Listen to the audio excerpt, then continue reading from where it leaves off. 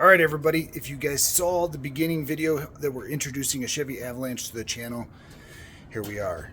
Great truck, in good condition, super high mileage, and about 15, 16 years worth of dirt and crap that was never cleaned up. Now we're going to do the whole interior, but I'm just going to break this up into certain videos for certain people. That way, if somebody needs to look up how to detail steering wheel, dash, everything, we're going to break it down into simple things because this thing needs deep cleaning. Let's take a look.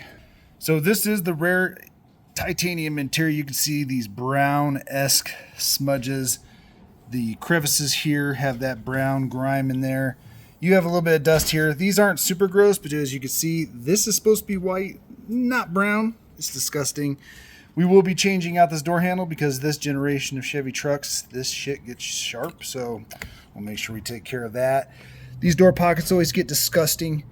Everything about this truck just shows dirt, not like over abuse or anything like that, but we're going to focus on this. Now, I get asked all the time, because I own my professional detail business, what products do I use and which ones are the best? And to be honest with you, if you use them long enough, eventually you get all that crap out of there. But I'm going to tell you what I use, and it'll probably blow your mind, because after about a year of spending thousands and thousands of dollars on these chemicals, I just decided I had enough of that. And typically, if the vehicle is clean enough, if I had already detailed it once, I actually only use Johsnons baby bar soap, not baby shampoo, baby bar soap.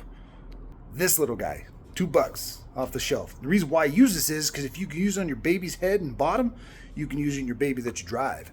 And this is super cheap. It smells very neutral, but very nice. I don't know anybody that doesn't love smelling a newborn baby that is clean.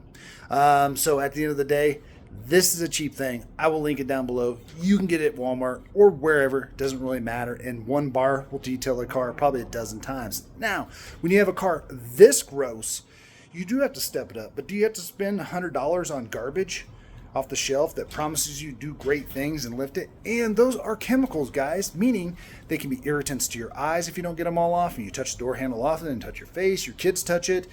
The smell and odor of those can be quite gross. So at the end of the day, I don't like using those chemicals. And about a year into my business, I only went to this simple method. And again, it'll probably blow your guys' mind. So you don't need a lot of expensive tools, guys. This is like a $2 sponge on the Zon, a 50-cent fingernail brush. This one came as a 2-set off the Zon, $3 or $4. I do have a more aggressive bristle. And then this is a detailing brush. I keep them around for vents and stuff and fine crack areas. And there it is. This is my secret weapon. Guys, what is this? Like $3, $4, $6 off the shelf, and it'll do hundreds of things. And you can go with the cheapo off-brand. I don't really care. But honestly, this one works the best. We always have it at the house. And if you're part of the Costco, whatever, or Sam's, you can always score a big jug of that, even cheaper. And then I got a bucket. That's it. And then I get that water as hot as you can physically stand it. I'll use some terry cloth rags. That's like a washcloth. And some other things. And I'll use some compressed air to kind of blow the water out of these areas so it dries a little bit quicker. But really, if you don't have access to a compressor, you don't really need it. Get it super concentrated, because this stuff, if it can clean ducts from an oil spill, it can clean the garbage off your door. Okay? So, and it's a very pleasant smell. There's no chemicals involved. It's soap. You use it on your dishes. So obviously, as long as you rinse it off, it's not going to irritate anything going on there. So I get all these tools and I just drop them in my bucket, just like that. This one I traditionally only use on carpets and like door trim areas, but I like to keep it handy. And in this one, like I said, it'll knock off fine dust. Now, when I mean if you don't have an air compressor, guys, you have lungs. So unless you have breathing concerns that restrict you from blowing hard, that's all the air you really need to do to blow the dust out. And what I would typically do is, if the door is super dirty or dusty, then I would go ahead and at least wipe it off, wipe the dust. There's no sense turning dust into mud, because we're going to get this door wet. Now, we're not going to pour a lot of stuff into the components themselves. But once you detail like this, then you can go back to using a Johsnons baby soap, and I will have a video linked to that. So we're going to get started here. And if you don't know what I mean by a terry cloth, this is basically it. Cheap off the Zod, cheap at the Walmart. And then, of course, microfiber towels for drying. But what I'm going to do is I'm going to get this door pretty saturated with this soapy water, and I'm just going to let it sit on there. Now, again, if you're going to use those chemicals, these interiors are not meant to be shiny or glossy glare. So if you're spraying Armor All on there, God bless my pops, he loved Armor All in the early days. In early days, GM painted the dashboard, it wasn't molded plastic, and Armor All eventually can lift that coloring off. And it's greasy, it's slick, and it collects dust, so I dislike that product. Now, they do have a low gloss one, but my experience with it is it still collects a lot of dust. So we get our rag nice and saturated, guys. And you might be thinking, no way, Dawn dish soap. And I'm just kind of wiping it on there. I'm wiping it on. You can kind of see that there is a slight thing. And you can see this spot, it's already lifting up just with light. And what I'm doing is I'm getting this on there. Now, deeper stuff like this, I'm going to encourage you not to use a chemical on it because it can discolor the plastics. Now, this little mark, I don't know if it's junk or if somebody stretched the plastic or scratched it, but typical of GM interiors. Now, again, all of this stuff, you're just going to wipe on there and let it sit. Get the bubbles up on there and everything, and it'll save you a lot of money. And you won't have a chemical around that your kids shouldn't be messing with, that heaven forbid they use the wrong chemical on the wrong thing. Well, we're going to come up here and we're going to get this all nice and soapy. Don't worry about the electronics. I worked at dealerships where I sold cars, and I'd go out and find them using a paint gun sprayer with Armor All in it, and that's disgusting. But it actually gets in every little crack and grease. This is water. These controls can handle a little bit of water, not much. We're not squeezing the rag out on this electronical panel, but really you can just get down there and blow really hard like you're blowing on a balloon and get into the cracks to get what little residuals down in there.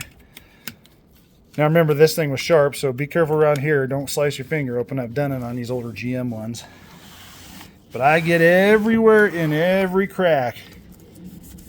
And the cool thing is, if you're using Armor All and stuff like that and you don't wipe it evenly, you're going to see really quick how that leaves darker areas, shinier, dull areas, and stuff like that. So, I mean, you know, I just really despise the product, especially when they put it on running boards or floor mats to make them look shiny and new, because, right, we all synonymize new or shiny with good. And that is not the case. You put it on steering wheels and all of a sudden you go to turn and the steering wheel slips out of your hand. So you can see now down in these doors, guys, there is, let me get my garage door opener out of there.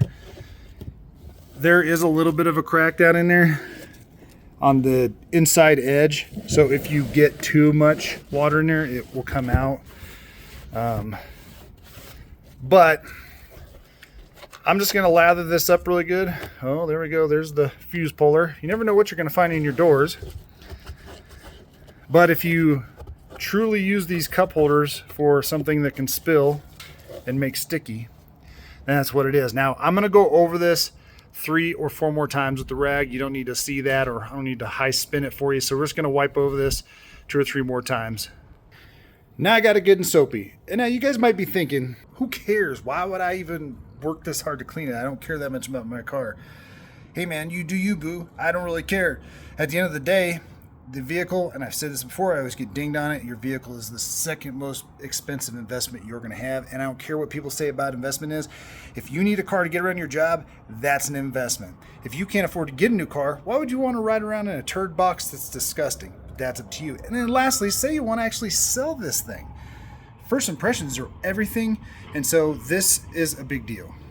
All right, next I got my fingernail brush. Why? There's a lot of texture on this door. Now you could use whichever one you float your boat. I like having both because one has a little bit more firm bristles, the other one has a little bit softer bristles. Don't worry, they're soft enough to use on your fingernails. They ain't gonna jack your door up. So what I'm gonna do is, I'm gonna take it and I'm gonna scrub this door, because as you can see, all this texture here, and we're going to get all this cleaned up. Now, again, this process is not easy, but if you keep your vehicle clean, you won't have to do these steps every time, guys. You'll be using my Johnson's baby bar one. So I'm going to go ahead and scrub this whole door, and then we'll come back. Now you're probably saying, hey, but that big brush doesn't fit in there. That's why I have so many different little scrubbers. These things are going to last you till the end of time, unless you just smash them to pieces. I mean, there's no reason why those brushes aren't going to last you, and they're super cheap. So when people tell you the tools and the tricks of the trade and everything, there is a lot of ways to do this, but this is kind of like the all-natural way. I mean, and think about, when I talk about those chemicals on the exterior or interior of your car, all of that stuff is something you're going to touch. So we got this all soapy. Yeah, I use this one. Now again, if the door itself is scuffed, you're probably not going to get off some of those scuffs depending on how old the plastics and stuff are, but again, you can. Now you can have a second bucket with just some clean water, nothing else in it, and that way you can wipe off some of the residue before you kind of start drying it off. So got my other rag here, got another bucket of warm water, and I'm going to start working around on getting this dried off so you guys can check out the finished product. Alright guys, so you're probably thinking, man, that's going to take way too long, dude. I'm not that interested, but this video is less than 13 minutes long, and that's with recording, setting stuff down. So if I didn't come back and record this, it really took it, you know, if you only took like freaking 10 minutes. And at the end of the day, you can break it up into the weekends, especially if you just got a vehicle like it needs this deep of cleaning, then it's easy breezy. All you got to do, break it up into a 10-15 minute session, do your stuff, and if you could see through the bubbles, the water's disgusting. Let's check out this door. So I was able to get most of the scuff marks off, and you can see no more brown spot. Got the little door controls back white. The handle right here is usually where it is the grossest. That was pretty nasty, but it has a nice feel, almost like it's brand new again. We go down through the door, and yes, you can use your brushes and that soap on the speaker grill. It'll come right out. You just blow it off when you get done. And we got some water here, so we'll try that. But look at the difference. No chemicals, no nothing. Your footprint when you get rid of the soapy water isn't hardly bad at all. So again, I'm going to break this up into multiple videos because you're probably going to be thinking, can I use this here, and how do I clean a steering wheel? How do I do this? We're going to do videos on all that. And again, this is kind of like a chronological story of how the Avalanche is coming back around to its glory. As always, guys, appreciate you guys being here. We're going to catch you on the next one.